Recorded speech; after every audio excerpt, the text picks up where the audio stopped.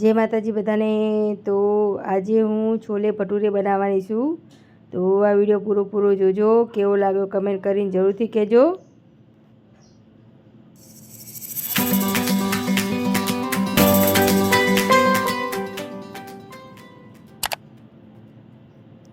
તો સૌથી પહેલાં ચણા પલાળી દઈશું ગરમ પાણીમાં। તો સરસ રીતે ચણા પલળી ગયા છે। તો હવે એને આપણે બાફી દઈશું। સવારમાં પલાળ્યા હતા ચણા। તો મીઠું નાખીશું, કુકરમાં બાફીશું તો જલ્દી બફાઈ જશે। તો ચણા બફાય ત્યાં સુધી ડુંગળી ટામેટાની ગ્રેવી કરી દઈશું।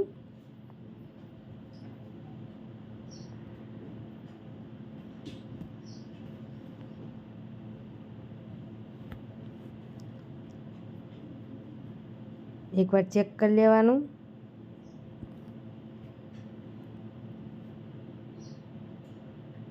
તો ડુંગળીની સરસ ગ્રેવી થઈ ગઈ છે। તો વાટકામાં કાઢી લઈશું।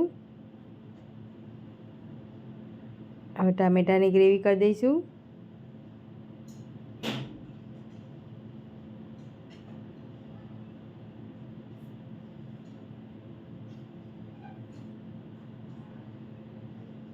તો ટામેટાની ગ્રેવી પણ થઈ ગઈ છે।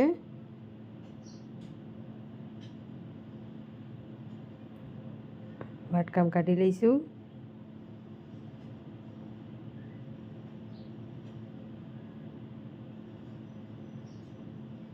તો એક બાજુ ઢાંકીને મૂકી દઈશું। તો લોટ બાંધી દઈશું। મેદો લઈ લીધું છે। સોજી નાખીશું। સોજી માપની જ નાખવાની થોડીક, અને લોટને સોજી બે ચાળીને જ લેવાનું। મીઠું નાખ્યું છે, થોડીક મોરસ નાખીશું, બેકિંગ પાવડર નાખીશું,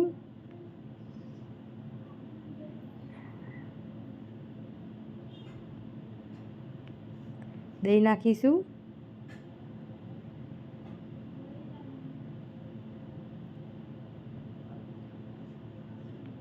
એકદમ મિક્સ કરી દઈશું।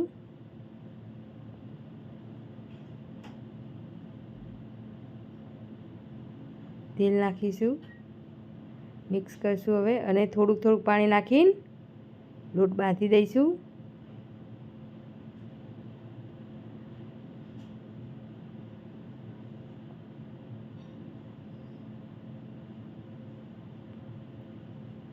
તો સરસ લોટ બાંધી દીધો છે।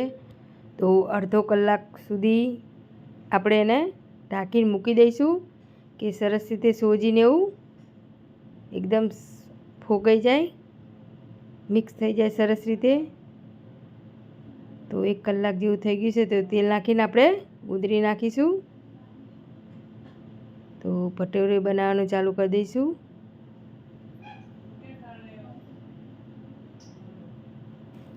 તો આ તેલ જોઈને એવું ના કહેતા કે તેલ એકદમ સારું નથી, કેમ કે લોટ એકદમ ઢીલો થઈ ગયો હતો। તો કોરો લોટથી આવી રીતે પૂરી બનાવી છે, તો તે જે લોટ હોય એ બળી ગયો છે, એટલે આ એકદમ તેલ આવું થઈ ગયું છે।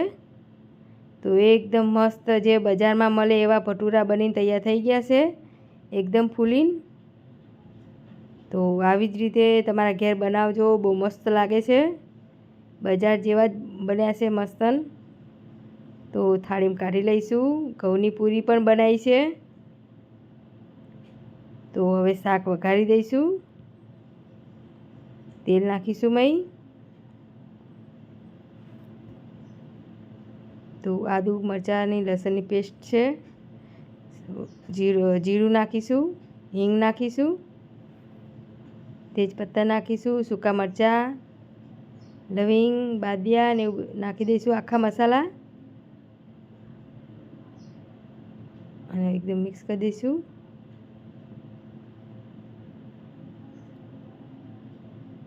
હવે આદુ મરચાંની લસણની પેસ્ટ નાખીશું।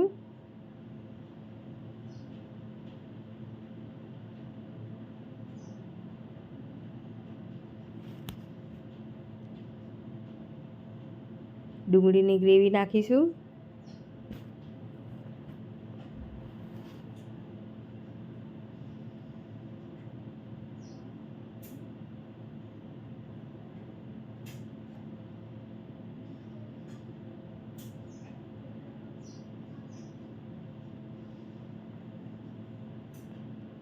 તો એકદમ કલર ચેન્જ થઈ ગયો છે ડુંગળીનો. તો હવે ટામેટાં નાખીશું, પ્યુરી મિક્સ કરીશું.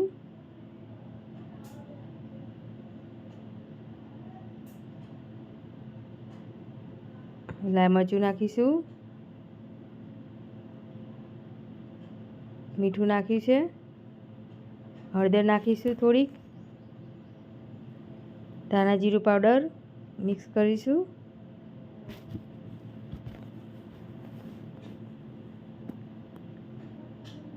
છોલેનો મસાલો આવે એ નાખ્યો છે.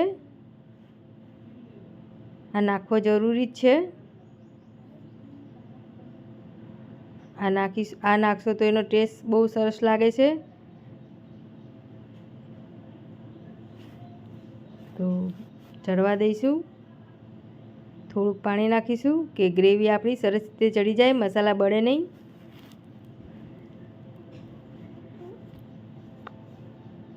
હવે ઢાંકણું ઢાંકી દઈશું, તે મસાલા ચડી જાય, તેલ ઉપર આવી જાય. તો સરસ રીતે ચડી ગયું છે મસાલાને એવું. તો આ આંબલીનું પાણી નાખ્યું છે.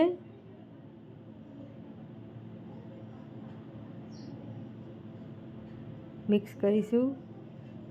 અહીંયા ચણા નાખી દઈશું મઈ, અને હવે બધું મિક્સ કરી દઈશું.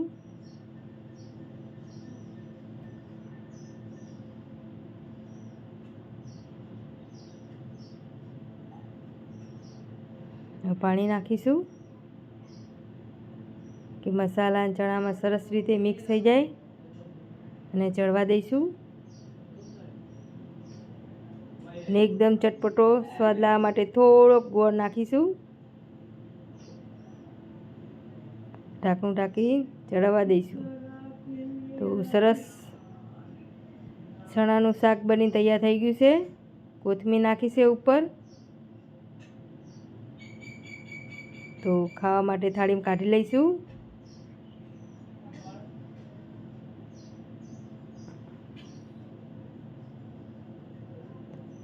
કોથમીર નાખીશું ઉપર, પૂરી મૂકી દઈશું. અને છોલે ભટુરે બનીને તૈયાર થઈ ગયા છે, બિલકુલ હોટલ જેવા. તો આ વિડીયો કેવો લાગ્યો કમેન્ટ કરીને જરૂરથી કહેજો. જય માતાજી બધાને.